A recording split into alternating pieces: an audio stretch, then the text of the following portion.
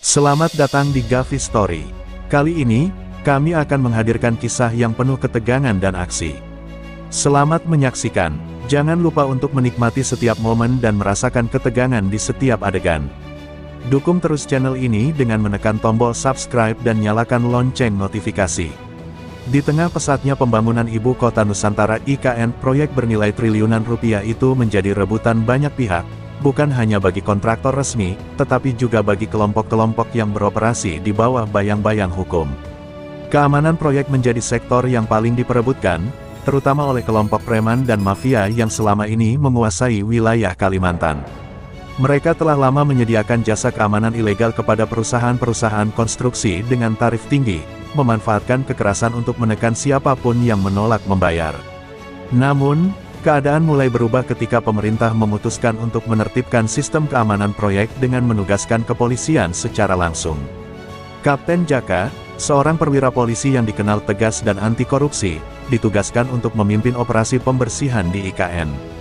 Dia tahu bahwa tugas ini tidak akan mudah, karena lawannya bukan hanya preman jalanan, tetapi juga mafia kelas kakap yang memiliki koneksi dengan pejabat dan pengusaha besar.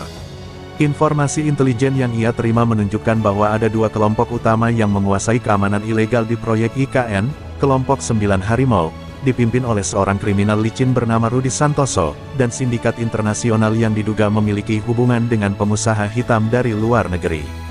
Di malam pertama operasi, Kapten Jaka bersama timnya melakukan razia ke salah satu pos penjagaan ilegal yang didirikan oleh kelompok Rudi Santoso.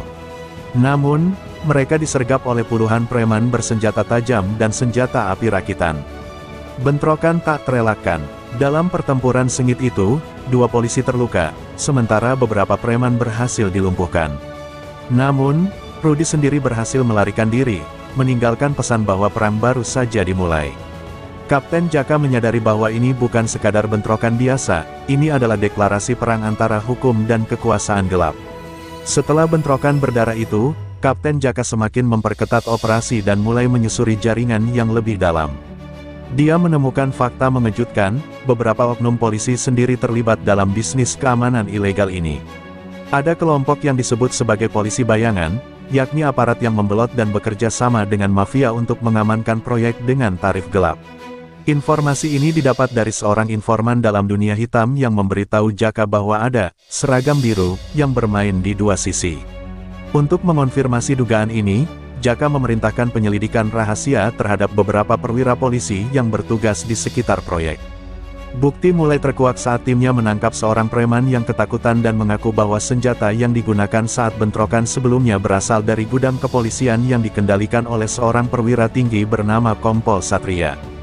Jaka kini menghadapi dilema besar, musuhnya bukan hanya mafia dan preman, tetapi juga koleganya sendiri. Dengan bukti yang cukup, Jaka mencoba membawa kasus ini ke atasan, namun justru mendapat tekanan untuk mundur.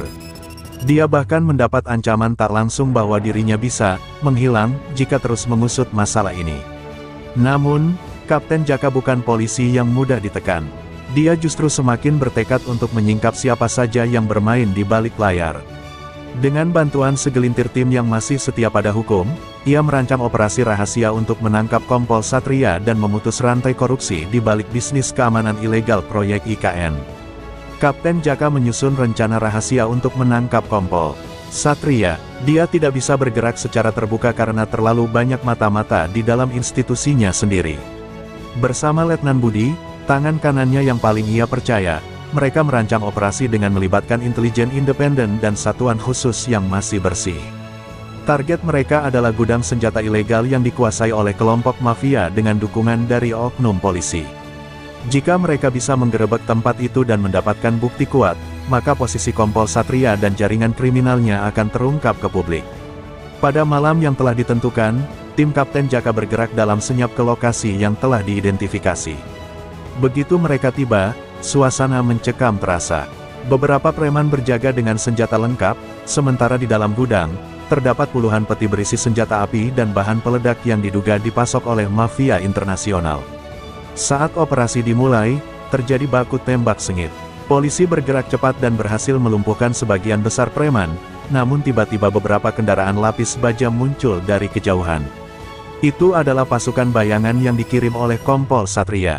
Kapten Jaka menyadari bahwa mereka telah dijebak. Dalam hitungan detik, situasi berubah menjadi perang terbuka. Polisi yang tersisa terpaksa bertahan dengan segala cara. Letnan Budi terkena tembakan di bahu, namun tetap bertahan. Di tengah kekacauan itu, Jaka berhasil menerobos masuk ke dalam gudang dan menemukan sebuah dokumen penting, bukti transaksi antara Kompol Satria dan mafia luar negeri. Namun, sebelum ia bisa keluar, sebuah ledakan besar mengguncang gudang. Seseorang telah meledakkan bom untuk menghilangkan semua bukti. Setelah operasi yang gagal itu, Kapten Jaka dan timnya menjadi buronan. Mereka difitnah telah melakukan penyalahgunaan wewenang, sementara media yang dikendalikan mafia mulai menggiring opini bahwa polisi telah melakukan pelanggaran HAM dalam operasi tersebut.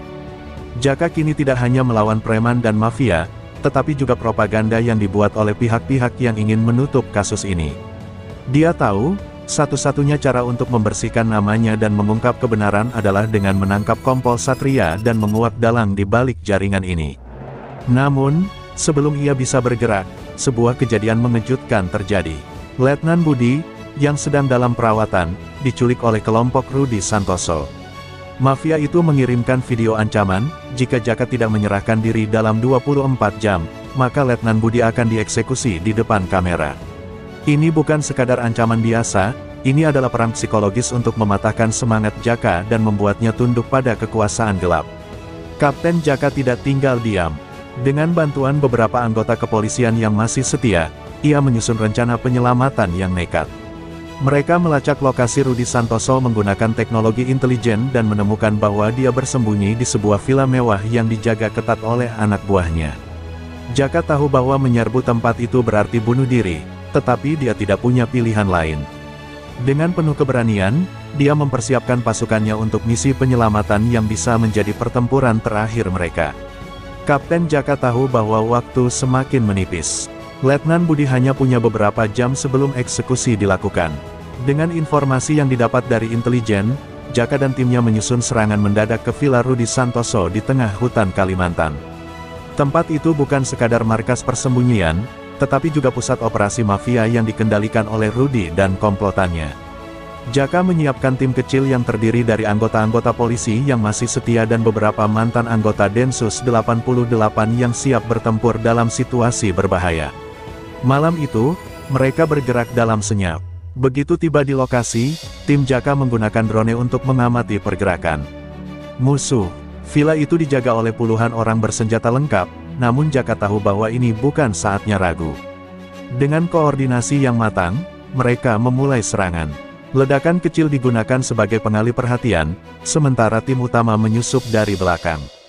Perang pecah seketika, tembakan bertubi-tubi menggema di tengah malam, menerangi gelapnya hutan dengan kilatan api dari senjata. Jaka berhasil masuk ke dalam villa dan menemukan Letnan Budi yang diikat di sebuah ruangan dengan kamera yang sudah siap merekam eksekusi. Namun, sebelum ia bisa membebaskan rekannya, Rudi Santoso muncul dengan pistol yang diarahkan ke kepala Budi. "Kalau kau bergerak, dia mati," ujar Rudi dengan senyum licik. Situasi menegang. Jaka harus berpikir cepat. Dengan gerakan kilat, ia menembakkan peluru ke lampu di atas, menciptakan kegelapan sejenak. Dalam kekacauan itu, ia melompat ke arah Rudi. Terjadilah perkelahian brutal. Setelah pertarungan sengit, Jaka berhasil menjatuhkan Rudi dan menodongkan pistol ke kepalanya. "Permainanmu sudah selesai," ucap Jaka sebelum akhirnya menangkap Rudi hidup-hidup. Setelah keberhasilan operasi penyelamatan, Kapten Jaka membawa Rudi Santoso ke markas polisi untuk diinterogasi. Dengan tekanan yang diberikan, Rudi akhirnya buka suara tentang jaringan mafia yang melibatkan petinggi kepolisian dan pengusaha hitam. Dia mengungkap bahwa otak sebenarnya di balik semua ini bukan hanya Kompol Satria, tetapi seorang jenderal polisi yang memiliki hubungan dengan sindikat kriminal internasional. Nama yang disebutnya adalah Irjen Bakti Raharjo, seorang pejabat tinggi yang selama ini dianggap bersih oleh publik.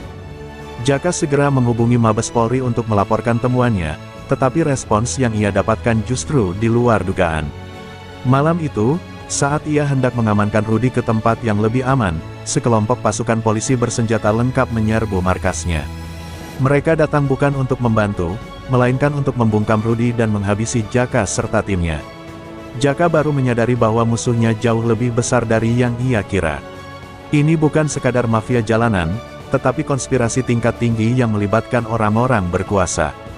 Dengan sisa tim yang masih bertahan, Jaka melarikan diri dari markas yang telah dikepung.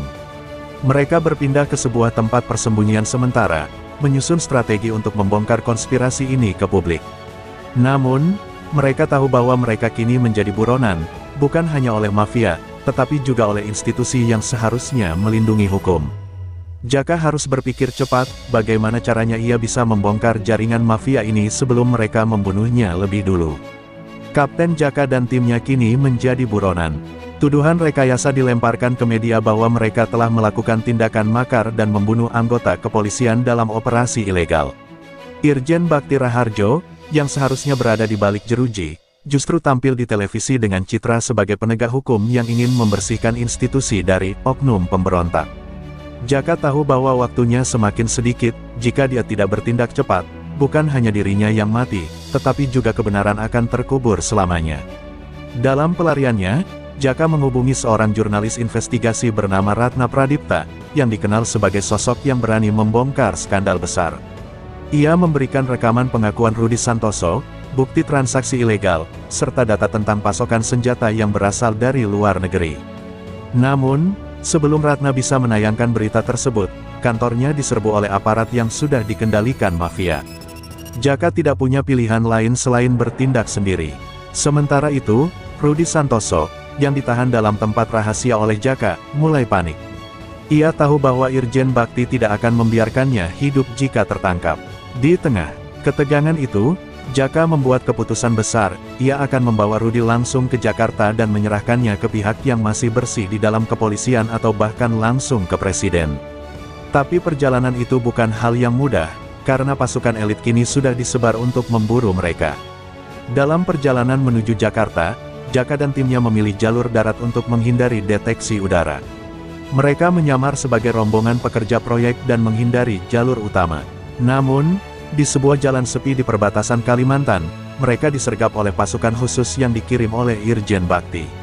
Ledakan besar menghantam konvoi mereka, membuat kendaraan terguling. Tembakan beruntun menggema di antara pepohonan. Jaka dan timnya segera berlindung dan membalas tembakan.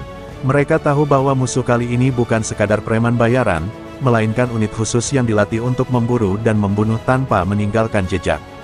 Dalam pertempuran sengit itu, Rudi Santoso terluka parah. Dengan napas tersengal, ia menyerahkan sebuah flash disk kepada Jaka. Di dalamnya ada nama-nama lengkap mereka. Pastikan ini sampai ke orang yang tepat, katanya sebelum akhirnya tewas. Jaka dan timnya bertempur mati-matian untuk bertahan.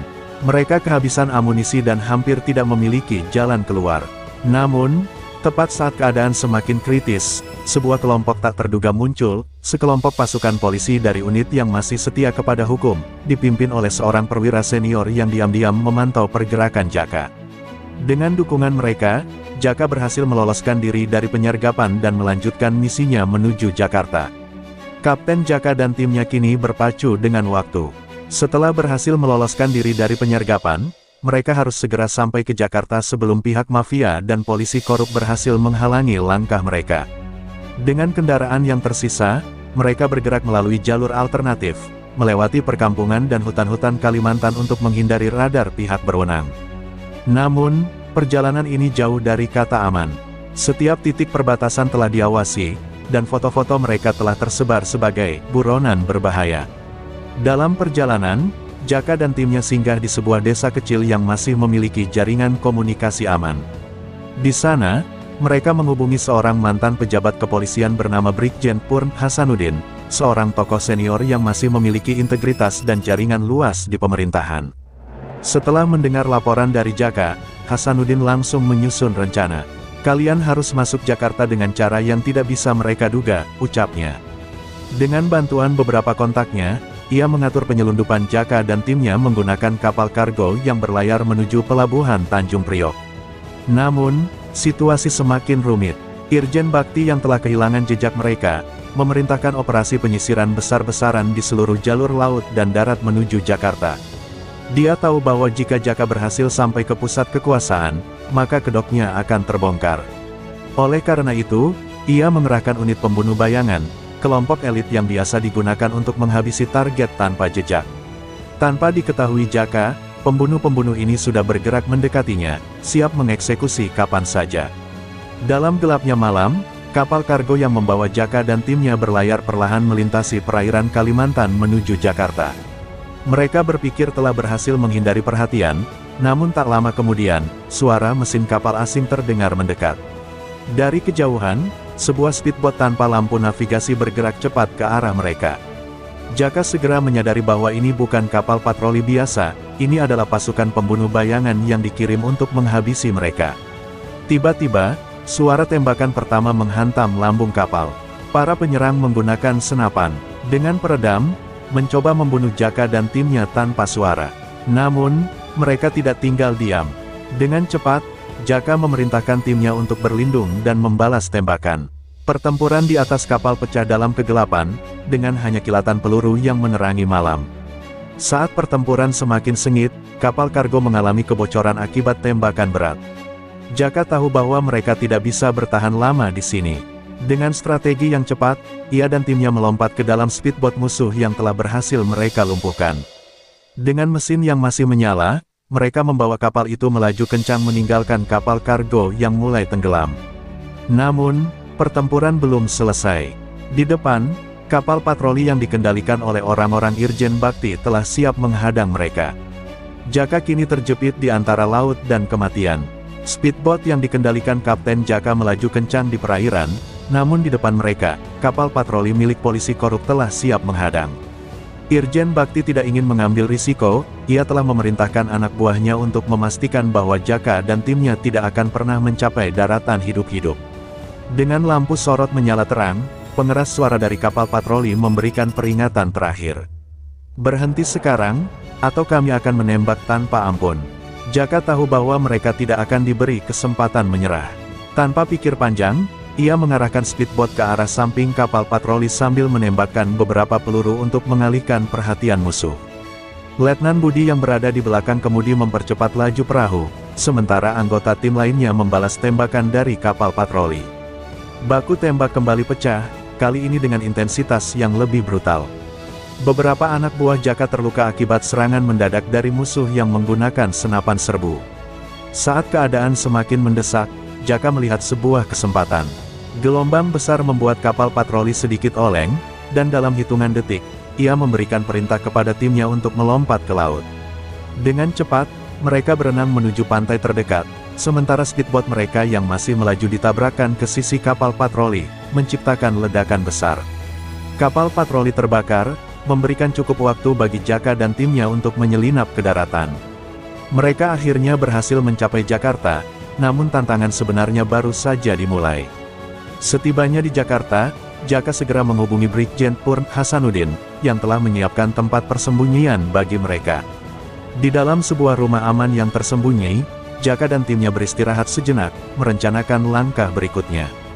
Hasanuddin memperingatkan bahwa Irjen Bakti telah menggunakan semua koneksinya untuk menyegel setiap jalur hukum yang bisa digunakan untuk mengungkap skandal ini.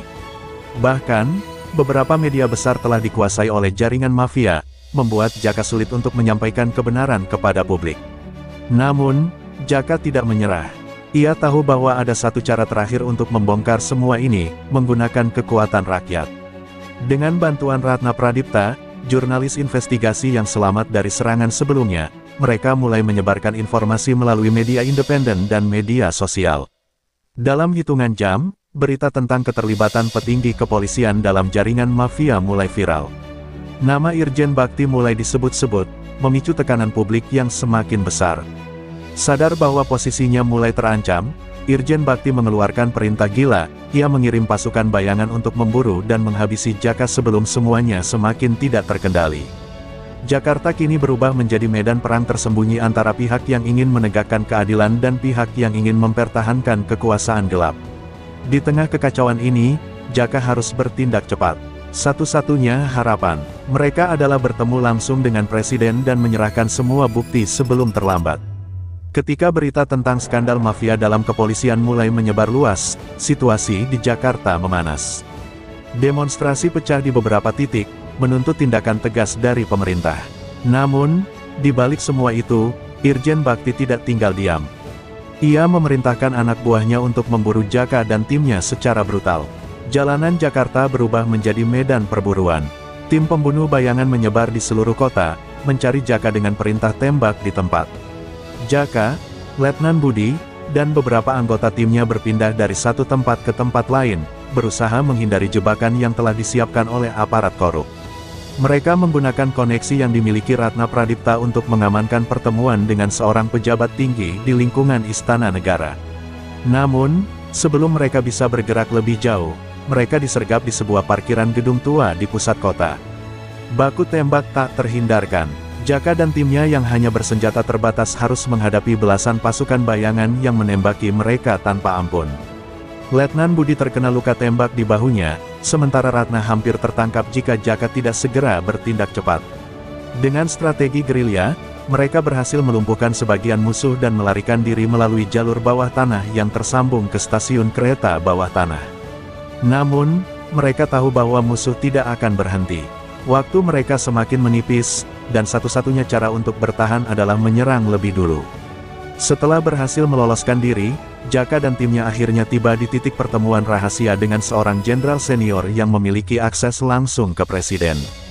Brigjen Hasanuddin telah mengatur pertemuan itu dengan sangat hati-hati, menghindari penyadapan dan pengkhianatan dari dalam. Di sebuah tempat aman yang dijaga ketat oleh pasukan khusus, Jaka akhirnya mendapatkan kesempatan untuk menyampaikan semua bukti yang ia miliki. Presiden mendengarkan dengan wajah serius. Bukti dalam flash disk yang diberikan oleh Rudi Santoso akhirnya diputar. Nama-nama besar muncul, mulai dari pejabat kepolisian, pengusaha hitam, hingga oknum dalam pemerintahan yang terlibat dalam jaringan mafia proyek IKN. Presiden langsung mengambil keputusan, operasi pembersihan besar-besaran harus dilakukan. Ia memerintahkan penangkapan terhadap semua pihak yang terlibat, termasuk Irjen Bakti. Namun, situasi tidak semudah yang dibayangkan. Irjen Bakti telah mengetahui pertemuan ini dan mempersiapkan serangan terakhirnya. Dengan pasukan loyalisnya yang masih tersisa, ia merancang upaya kudeta kecil, berencana menggulingkan komando kepolisian dan merebut kekuasaan melalui kekacauan. Jaka dan timnya kini harus bersiap menghadapi pertempuran terakhir, sebuah perang terbuka di jantung ibu kota. Malam itu, Jakarta berubah menjadi zona perang. Irjen Bakti, yang tahu bahwa kekuasaannya akan segera runtuh, memutuskan untuk melakukan langkah nekat. Ia mengerahkan pasukan loyalisnya untuk menyerang beberapa titik strategis, termasuk markas kepolisian pusat dan gedung pemerintahan. Dengan dalih mengamankan negara dari ancaman pemberontak, ia mencoba membalikkan keadaan dan menciptakan kekacauan yang bisa ia manfaatkan. Di sisi lain, Presiden telah mengaktifkan satuan khusus yang masih setia pada negara. Mereka ditugaskan untuk mengamankan ibu kota dan menangkap semua pelaku yang terlibat dalam jaringan mafia. Jaka dan timnya, yang berada di pusat operasi ini, ikut dalam pertempuran besar yang terjadi di sekitar Monas dan kawasan Senayan. Jalanan dipenuhi suara tembakan, kendaraan lapis baja bergerak, dan pasukan dari kedua kubu saling berhadapan dalam konfrontasi brutal. Jaka dan Letnan Budi memimpin serangan ke markas sementara Irjen Bakti di sebuah gedung rahasia di kawasan Sudirman. Dengan strategi gerilya, mereka berhasil menerobos pertahanan musuh satu persatu. Namun, Bakti tidak akan menyerah begitu saja. Ia telah menyiapkan satu kartu terakhir, bom yang dipasang di beberapa titik di kota. Jika ia tidak bisa menang, maka ia akan membawa Jakarta dalam kehancuran. Jaka akhirnya sampai di ruangan utama tempat Irjen Bakti bersembunyi. Dengan pistol terarah, ia melangkah mendekat, sementara Bakti, yang sudah terdesak, masih berusaha berbicara. "Kamu pikir kamu bisa mengalahkan sistem ini, Jaka? Bahkan jika aku mati, akan selalu ada orang lain yang menggantikanku," katanya sambil tersenyum sinis. Namun, Jaka tidak terpengaruh. Ia tahu bahwa Bakti hanyalah bagian dari jaringan yang lebih besar, tetapi menghancurkannya akan menjadi langkah awal untuk membersihkan negeri ini. Tanpa banyak bicara, pertarungan brutal pun pecah. Keduanya bertarung dalam duel jarak dekat, saling bertukar pukulan dan tembakan.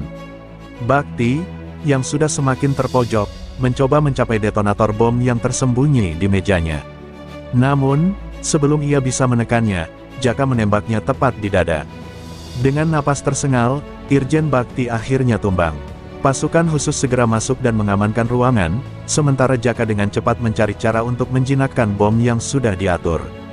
Dengan bantuan Letnan Budi dan tim teknisi, mereka berhasil mencegah ledakan besar yang bisa menghancurkan ibu kota. Dalam hitungan menit, operasi pembersihan berakhir. Jakarta kembali aman, dan pemerintahan kembali stabil. Dengan tewasnya Irjen Bakti dan tertangkapnya puluhan pejabat serta pengusaha yang terlibat dalam jaringan mafia, Presiden langsung mengumumkan reformasi besar-besaran di tubuh kepolisian dan pemerintahan. Semua aparat yang terbukti korup dipecat dan diadili. Proyek IKN yang sempat dikuasai mafia kini diawasi langsung oleh negara, memastikan bahwa tidak ada lagi penyimpangan dalam pelaksanaannya.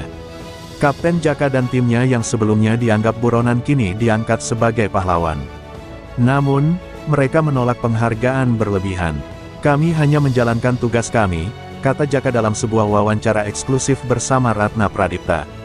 Ia tahu bahwa perang melawan korupsi belum selesai, tetapi hari ini, mereka telah memenangkan satu pertempuran penting.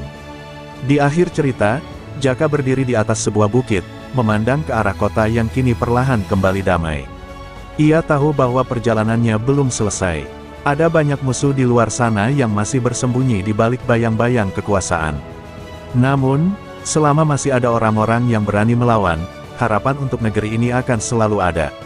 Setelah pertempuran panjang yang penuh pengkhianatan dan darah, Indonesia akhirnya mendapatkan secercah harapan baru. Dengan terbongkarnya jaringan mafia di proyek IKN dan pembersihan besar-besaran di tubuh kepolisian, rakyat mulai kembali percaya pada keadilan. Proyek IKN yang sebelumnya dikendalikan oleh kelompok kriminal kini berada di tangan yang benar, diawasi ketat agar tidak lagi menjadi ladang korupsi. Kapten Jaka dan timnya memilih untuk kembali ke kesatuan mereka tanpa mencari ketenaran. Mereka tahu bahwa perjuangan ini bukan tentang mereka, tetapi tentang masa depan negara. Sementara itu, Ratna Pradipta, yang berperan besar dalam membongkar kasus ini, terus menggunakan jurnalisme sebagai senjata untuk mengungkap kebenaran di berbagai sektor lain. Satu pertempuran mungkin telah dimenangkan, tetapi perang melawan korupsi masih panjang. Di akhir cerita, Jaka menatap langit sore Jakarta dari kejauhan. Ia tahu bahwa selama masih ada orang-orang yang berani melawan ketidakadilan, negeri ini akan tetap memiliki harapan. Ia berjanji pada dirinya sendiri untuk terus berjuang, bukan demi dirinya, tetapi demi generasi yang akan datang. Jaka dan timnya menunjukkan bahwa kejujuran dan keberanian adalah senjata utama dalam melawan kejahatan. Meski menghadapi bahaya besar, mereka tetap memilih untuk membela keadilan. Jaringan mafia dan pejabat korup dalam cerita ini mencerminkan realitas bahwa kekuasaan sering kali disalahgunakan. Namun, kejahatan tidak akan bertahan lama jika ada orang-orang berani yang mau melawannya. Ratna Pradipta membuktikan bahwa jurnalisme investigasi memiliki peran besar dalam membongkar kejahatan. Di era informasi, kebenaran harus disebarluaskan agar rakyat tidak dibutakan oleh propaganda. Seberapa kuat pun musuh, keadilan harus tetap diperjuangkan. Negara yang bersih dari korupsi dan mafia hanya bisa terwujud jika hukum ditegakkan tanpa pandang bulu. Korupsi, kejahatan, dan penyalahgunaan kekuasaan akan selalu ada. Namun, selama masih ada orang-orang yang peduli dan berani bertindak, harapan untuk negeri yang lebih baik akan selalu menyala.